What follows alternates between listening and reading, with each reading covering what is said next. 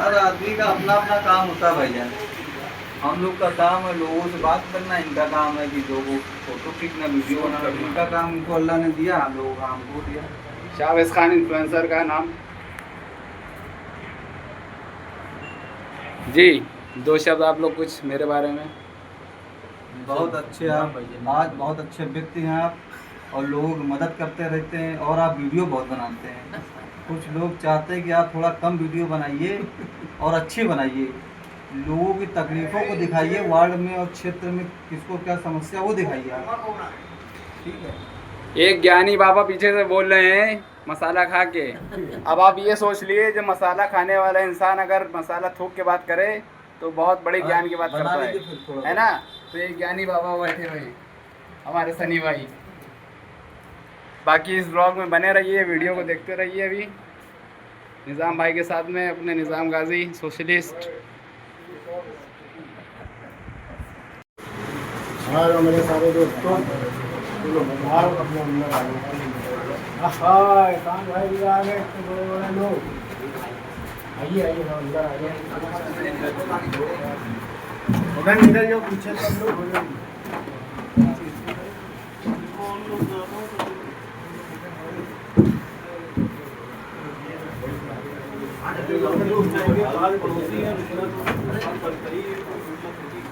अरे सब आ जाएंगे, आप तारीख आ जाएंगे।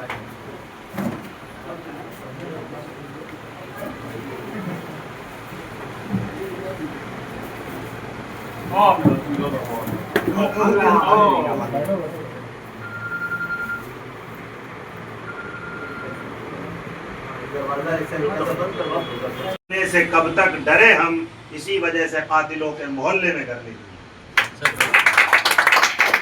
आपको मालूम होना चाहिए कि आज तक भारत के इतिहास में सपा, बसपा, कांग्रेस, आरजेडी, एनसीपी और तमाम राजनीतिक दलों की सत्ताएं रही, और बहुत सी सत्ता आई और चली गई, और जितनी भी सत्ता आई और सारी सत्ता ने ये बात कही कि मुसलमानों के हक और हुकूक की हम हिफाजत करेंगे, दलित और ओबीसी की हक और हुकूक की हिफाजत हम करेंगे। लेकिन आप हमें ये बताइए कि आज आजादी के इतने साल हो चुके हैं, भारत के अंदर चुनाव सन 1950 और 51-52 में शुरू हुआ, 47 में देश आजाद हुआ। जब पहली बार 51-52 में इलेक्शन शुरू हुआ तो यही कहा गया कि हम देश को विकास की तरफ ले जाएंगे, और जो हमारे इस देश की गंगा जमुनी तहजीब है, सबसे ज्यादा अगर पिछड़ा परेशान आदमी है तो वो ओबीसी तबका है, पिछड़ा वर्ग है, और दलित वर्ग है, और मुसलमान वर्ग है। इसके उत्थान के लिए काम किया जाएगा। लेकिन आप हमें बताइए, सच दिल से बताइए कि सरकारें तो बदली, सरकारें तो आई और गई, लेकिन आप हमें बताइए सिर्फ हिंदू और मुसलमान के बीच में नफरत का बीज बो करके गई है। आज भी जो सत्ता इस टाइम बैठी है, ना तो वो राम की है, ना वो राम का झंडा लेकर के किसी दलित और मुसलमान को मारा जाए। तो क्या मर्यादा पुरुषोत्तम राम की ये शिक्षा थी? नहीं थी। मर्यादा पुरुषोत्तम राम ने तो सबरी के झूठे बेर खाए। मर्यादा पुरुषोत्तम राम अगर नफरत करते होते मुसलमानों से तो अयोध्या में एक मुसलमान ना होता, सारा अयोध्या में हिंदू होता। लेकिन वो नफरत का बीज नहीं बोके गए। मर्यादा का नाम उनका क्यों पड़ा? उनका नाम इसी वजह से मर्यादा पुरुषोत्तम नाम पड़ा क्योंकि वो मर्यादित व्यक्ति थे। उन्होंने मर्यादा को कभी पार नहीं किया, उन्होंने इंसानियत को बढ़ावा दिया। लेकिन आज सत्ता में बैठे हुए लोग जो ये कहते हैं कि हम हिंदुओं का विकास करेंगे और मुसलमानों से डराते हैं, तो मैं उनको ये बता देना चाहता हूं कि अगर वाकई में तुम हिंदू हितैषी हो, तो वाकई में हिंदुओं के लिए काम करना चाहते हो, तो मुसलमान 20% है भारत के अंदर, 80% हमारा हिंदू भाई है। आप 20 रुपए 50 रुपए में पेट्रोल उनको दीजिए, हमको 500 रुपए में दीजिए, तो मैं जान जाऊंगा आप विकास कर रहे हो हिंदू भाई का। अगर किसी हिंदू भाई को आप 20 रुपए किलो अरहर की दाल दे दे, तो मुसलमान 150 रुपए में अरहर की दाल खरीदे, तब हम जान जाए आप विकास कर रहे हो हिंदू भाई का। आप खाली नफरत का बीज बोए हुए, आज युवा के पास सर्विस नहीं है। हम कहते हैं सारे हिंदू भाइयों को सर्विस दे दीजिए, मुसलमानों से कहिए जाके तंत्र बढ़ाइए, तब हम जान जाए कि आप हिंदू भाइयों के हितैषी हो। ये हित की बात नहीं करते। अभी आपको लेटेस्ट चुनाव की बात कर रहा हूं। ममता बनर्जी एक ब्राह्मण लेडी है और ये कहते हैं कि हम महिलाओं को बड़ा सम्मान करते हैं और महिला आरक्षण बिल लेकर के आए। कितना? 50% कह रहे थे महिला आरक्षण बिल लाऊंगा और महिलाओं को जो है भागीदारी दूंगा। और पूरे भारत में एक महिला मुख्यमंत्री थी, पूरे भारत में एक महिला मुख्यमंत्री थी, ममता बनर्जी, एक अकेली मुख्यमंत्री। और सदन में क्या कह रहे थे कि विपक्ष के लोगों ने जो महिला बिल पास नहीं होने दिया और एक महिला मुख्यमंत्री को हटाने के लिए। अब बताइए, ईरान पर जो हमला हो रहा है आपने तो सुना होगा ना, जिसमें इजराइल और अमेरिका शामिल है। इजराइल और अमेरिका की 50,000 फौज ईरान पे हमला कर रही है। कितनी फौज? 50,000। और पश्चिम बंगाल में 3.5 लाख अर्धसैनिक बल उतार दिया अमित शाह ने। कितने? 3.5 लाख। और किसको हराने के लिए? जिसके बारे में आप कह रहे थे महिला आरक्षण बिल मैं ला रहा हूं, 50% महिलाओं को आरक्षण दूंगा, उस महिला को चुनाव हराने के लिए 3.5 लाख अर्धसैनिक बल उतार दिए जमीन। आप पहले अपने धर्म के सच्चे हो जाइए, इंसानियत के लिए सच्चे हो जाइए और अपने देश के लिए सच्चे हो जाइए। जो व्यक्ति अपने देश के लिए सच्चा नहीं, वो देशद्रोही है और देश का गद्दार है। और हमारे प्रॉफिट मोहम्मद मुस्तफा सल्लल्लाहु ताला अलैहि वसल्लम ने ये फरमाया, जिस वतन में रहो उस वतन के साथ वफादारी करो। और आज मुसलमानों के ऊपर इल्जाम है ये गद्दार है, ये धोखेबाज है। जाइए दिल्ली के लाल किले पे, जाइए जो है वहां पर जो इंडिया गेट है, इंडिया गेट पर 9,757 से ज्यादा आजादी में लड़ने वाले लोगों का नाम लिखा है जो सिर्फ मुसलमान है। 10,000 लोगों में से 9,757 आपको मुसलमान मिलेंगे और उसके बाद दूसरे समाज के लोग मिलेंगे। आज हमें इस बात के लिए दोष दे दिया जाता है कि आप मस्जिद के बाहर नमाज नहीं पढ़ेंगे। आप हमें बताइए, ये देश हमारा भी है ना, हिंदू का भी है ना, सिख का भी ना है, ईसाई का भी है। मैं कहता हूं कि हम नमाज नहीं पढ़ते मस्जिद में बाहर, लेकिन जब मस्जिदें कभी भर जाती हैं, मजबूरी में जगह ना होने पर आदमी पढ़ता है। लेकिन बताया जा रहा है कि पासपोर्ट आपका जब्त कर लिया जाएगा, आधार कार्ड कैंसिल कर दिया जाएगा। और वही दूसरा समाज अगर रोड पे दीन मुबारक और उन्हें उनका दीन मुबारक, किसी के खुदा को गाली मत दो, किसी के भगवान को गाली मत दो। अगर तुम किसी के खुदा को गाली दोगे तो पलट के मैं तुम्हारे खुदा को गाली दूंगा। कुरान ने कहा ना कि तुम्हें तुम्हारा दीन मुबारक, हमें हमारा दीन मुबारक। जो हिंदू भाई है वो अपने हिसाब से काम करे, जो मुसलमान भाई है अपने हिसाब से काम करे।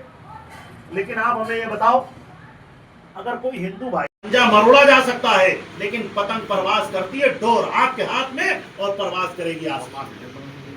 डोर किसके हाथ में होगी? आपके हाथ में। और मैं आपको बता रहा हूं, आप मजलिस इत्तेहादुल मुस्लिमीन का एक विधायक यहाँ जिता के भिजा दो, मैं गारंटी ले रहा हूँ लखनऊ से एक विधायक पश्चिम विधानसभा से अगर मजलिस इत्तेहादुल मुस्लिमीन का जिता के भिजा दीजिए तो दावे के साथ कहता हूँ, चाहे योगी जी हो चाहे मोदी जी हो, उनकी आंख में आंख डाल करके सवाल होगा, चाहे मौत आए चाहे जिंदगी आए। क्योंकि मजलिस इत्तेहादुल मुस्लिमीन का सिपाही और मोमिन जो होता है वो सिर्फ वादहुल्ला शरीक से डरता है, क्योंकि कुरान कहता है कुल्लू नफ्सिन ज़ाइक़तुल मौत, जो आया है वो मौत का मजा चखेगा।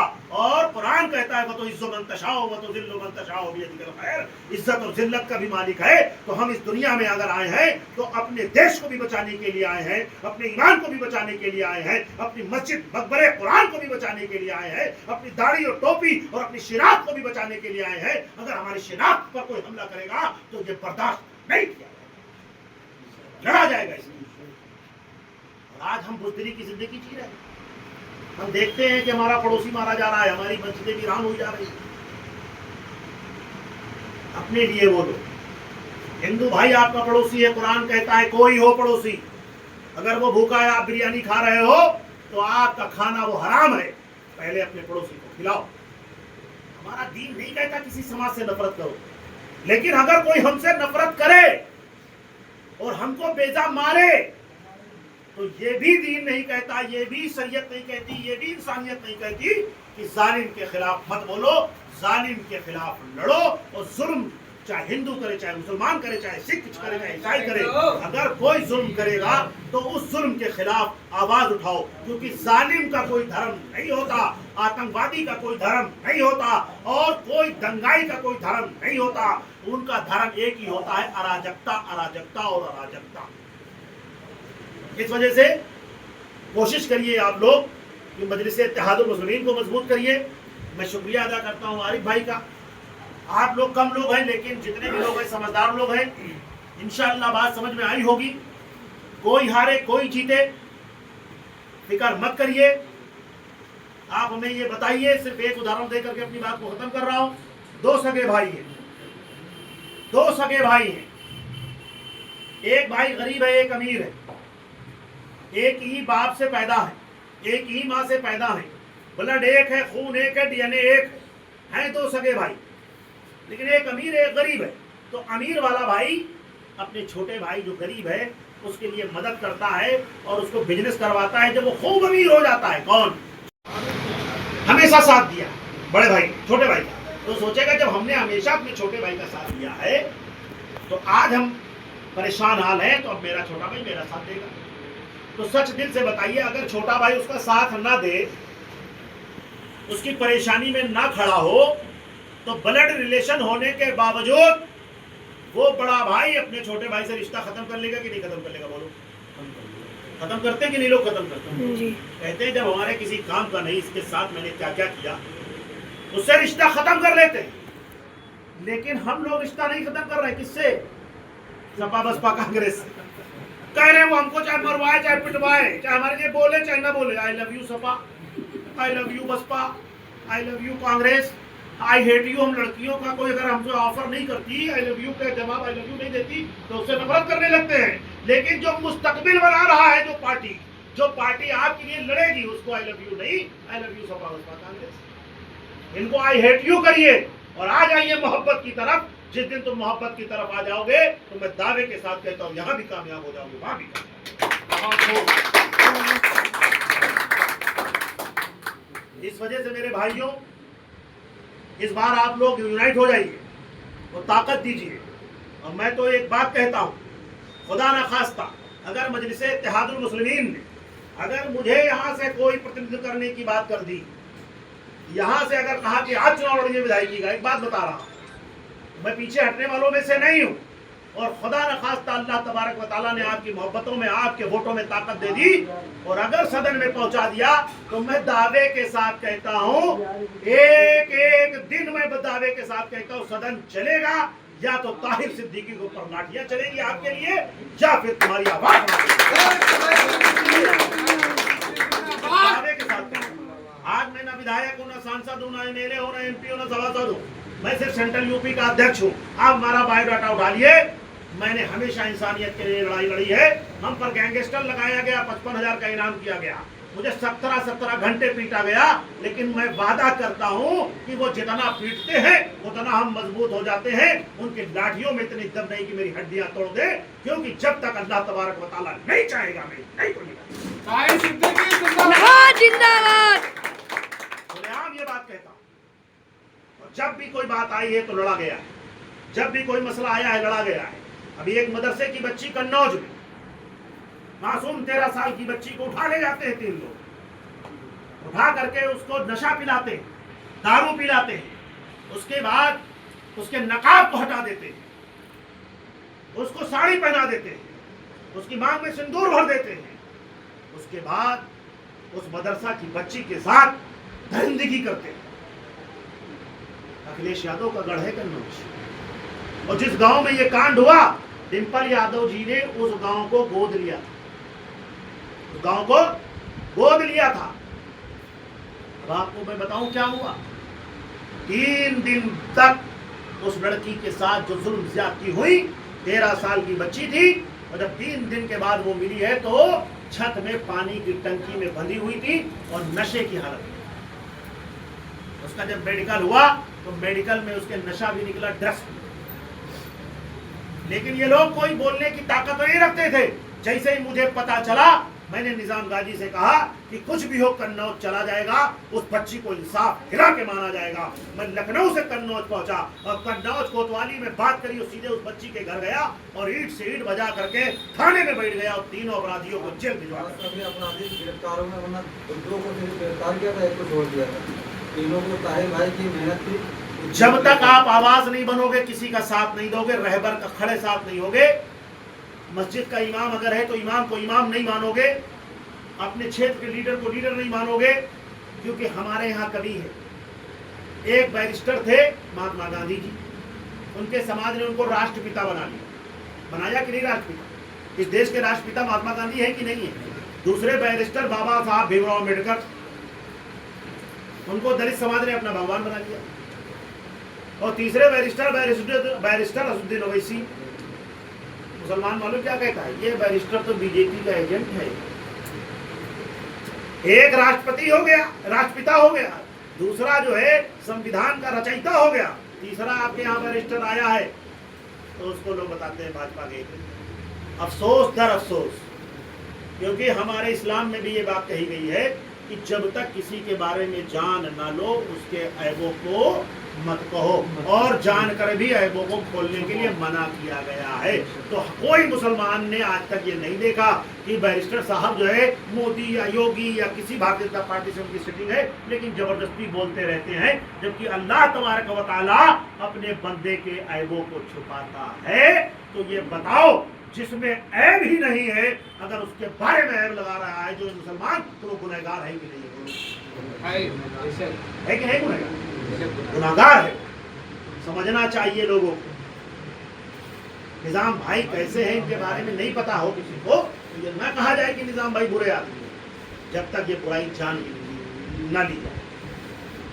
तो ये बताइए, हम लोग आज एक नहीं हो पा रहे, तो इंशाअल्लाह इस बार जो है मजलिस इत्तेहादुल मुस्लिमीन के साथ खड़े होंगे कि नहीं खड़े होंगे? इंशाअल्लाह एक बार आवाज लगाओ, इंशाअल्लाह। देश के साथ खड़े हो जाइए, इस देश के संविधान के साथ खड़े हो जाइए। अगर आप इस देश के साथ, इस देश के संविधान के साथ खड़े हो जाओगे, तो मैं दावे के साथ कहता हूं कि कोई तुम्हारे साथ नाइंसाफी नहीं कर पाएगा। और नाइंसाफी के लिए लड़ा जाता है, इंसाफ के लिए खड़ा हुआ। अस्सलाम वालेकुम। जिंदाबाद।